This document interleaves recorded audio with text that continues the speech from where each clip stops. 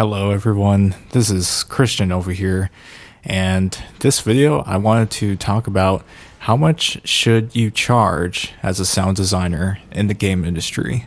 I've gotten a lot of questions about this, mainly from upcoming sound designers or just sound designers in general, and there's been a pretty much a trend, like a current conversation, and this isn't really a shock, when it comes to asking for money from people tend to be a little bit nervous because they're afraid to throw out a number, and then if they end up throwing a number, the client looks at them and they kind of have that face like, are you serious? But that's not actually what really happens when you get to the point, especially if you're a freelance sound designer or even a composer.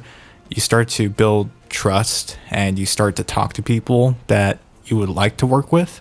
And usually the people that you get work from are usually people that I've expected that you've built relationships over time. This was something that definitely developed in the long run or just kind of came on later, especially because let's face this. I mean, most people that you meet in the moment, they might mention they need sound design or they might mention they need music, but it's not like an instant thing. Like, yeah, we need a sound designer. Come work with us tomorrow, kind of thing. So when it comes to asking how much you should charge, I mean, there's a lot of factors that come to play. I will be talking mostly from the sound design aspect. So as a sound designer, it really just, I mean, simple answer is it depends, right?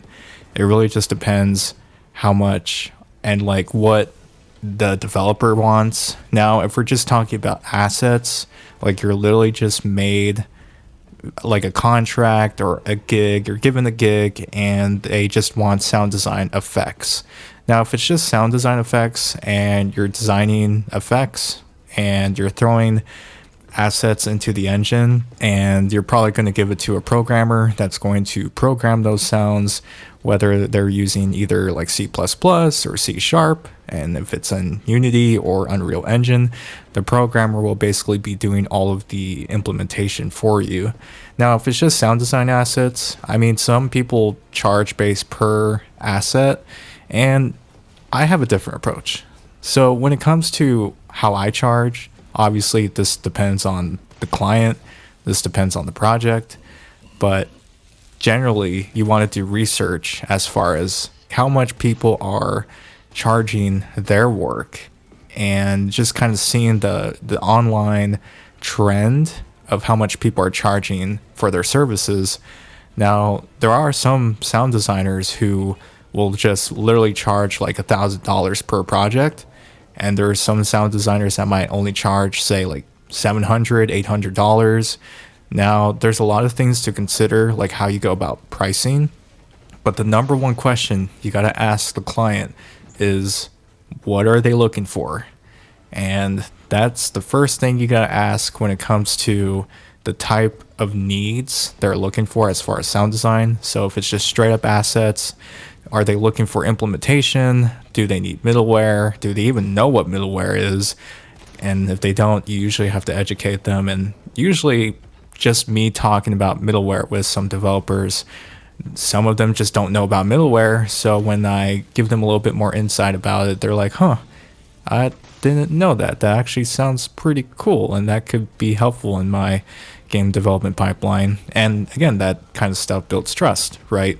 So when it comes to like a big, like we're talking about like a big indie project, or like the development cycle could take maybe a year, 2 years, who knows? It just really depends on the scope of the project. And I would go ahead and price your services with that kind of info that they give to you. Now, usually what I'll do is I'll be like, okay, what are you looking for exactly? What kind of work do you need? Do you just need sound design? Do you need implementation? What kind of sound design do you need? Do you need some Foley? Do you need some dialogue? Like, these are all valid and actual really important questions to ask as a sound designer, because if they're asking for like very complex things like dialogue, I mean, that's very specific, and not a lot of sound designers can do dialogue because, I mean, they might actually look for professional voiceover work. So at that point, you probably just would outsource when it comes to voiceover work. But when it comes to Foley, I mean, I have a few ways to do Foley on my workflow that I use. There's a couple software. I think Crotos, this isn't a sponsor, but Crotos has a couple of Foley plugins that you can use that can somewhat get pretty close to emulate Foley work. If you actually want hands-on Foley like work, and if that's something that, I don't know, you might want to incorporate into their project, that would also be a thing I would factor in as far as how I would go about pricing my services and implementation too. At the end of the day, I mean, personally, I don't mind doing the implementation when it comes to games, especially if I'm working on a project that's either in Unreal or Unity. Sometimes if it's in Unreal, that could be another question you can ask is, are they going to incorporate blueprints? Because you could also just implement sounds using the visual scripting system Unreal has. But yeah, just questions like that. Are they looking for implementation? Because implementation is just another beast in itself. So if they're looking for sound design content, like assets, but they're also looking for someone to implement those sounds into the game, now you're talking about a whole different, now you have more of an understanding and a better idea on how to price stuff. So yeah, generally for projects like that, again, you want to do your research. You want to see how much sound designers are charging based on colleagues, mentors, friends in the industry who are freelancers that you might know. And believe it or not, a lot of sound designers that are working in-house currently at a big name studio, they definitely probably most likely were a freelancer before they got that job. So they can definitely give you some insight on that kind of stuff also. The other thing is, don't be afraid to throw a number, right? I mean, generally when you're negotiating and you're giving a price, generally the first person who gives their number first loses, right? And to me, I don't really approach it in that sense in this scenario, because we're talking about, it's a conversation that you're having with the client. Usually when you're getting projects and you're getting gigs, it's definitely because you said yes, because you like what they're working on and you like the people that are part of the project. And you're like, yeah, these people are really nice and they're very chill and I would love to make something with them. So at that point, you've already built some rapport with that client, and there's some little bit leeway for both parties. It's a win-win, to be honest. So if you ask, generally, or just say generally for this type of project, I charge X amount, say $1,000. How much of that are you comfortable spending? Or how much of that are you able to comfortably pay for that? And usually they'll say, yeah, 1,000 is within our budget, or it's a little bit too high.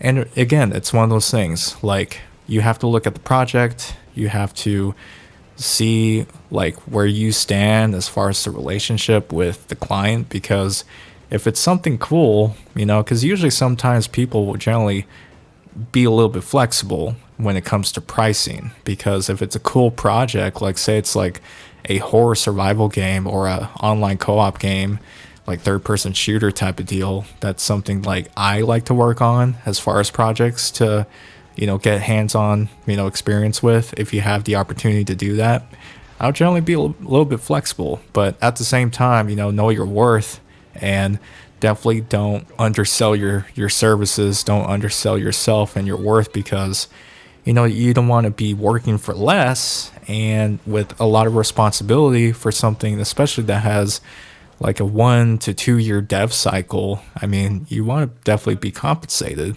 well for that. You got to put money on the table. And that's the other thing too. Like when you're a freelance sound designer, especially if you're full time, I mean, you got to cover your own health insurance. You got to cover like a lot of stuff that is even more expensive than as opposed to an employer paying that for you. So generally, you can actually charge a little bit more to cover those expenses. That is a legitimate expense. And people need to understand that we are humans too, and we got to live for ourselves also, especially if you have a family. So yeah, just don't, it shouldn't be a hostage situation. Like when it comes to this kind of conversation, it should really be something that you build rapport with people, ask questions like, what are you looking for?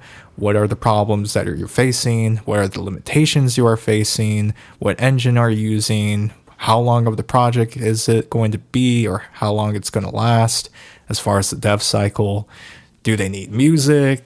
Do you need to work with the composer to make sure your sound design works with their music? So that's a lot of that is going to be in the conversation. But as always, when it comes to how much to charge, don't be afraid to think big, right? Like they're going to tell you what their budget is, and yeah, it really shouldn't be a mind game. There really shouldn't be this, well, I asked you first, kind of deal. That's usually when you're getting a job interview and there's not really a strong rapport with the person who is interviewing you, unless you did build rapport over time before you went to the first interview. There's a lot of nuance to it because negotiating takes a lot of state of mind and a lot of finesse, because not a lot of people are confident to charge more than what they're really worth. So as always, guys, that is the video for you guys here today. Definitely, if there's any specific trend or just topic you would like me to cover, something related to whether it's freelance sound design work or composition stuff, definitely let me know in the comments down below, and I can definitely do another video that digs a little bit deeper, do a little bit deep dive on it. But again, if you guys are new to this channel and you just found this video out of like accident and you're interested in this type of content, feel free to like this video if you found it helpful, and subscribe to the channel to keep up with my latest videos and just my overall content. And I will see you guys in the flip-de-flop.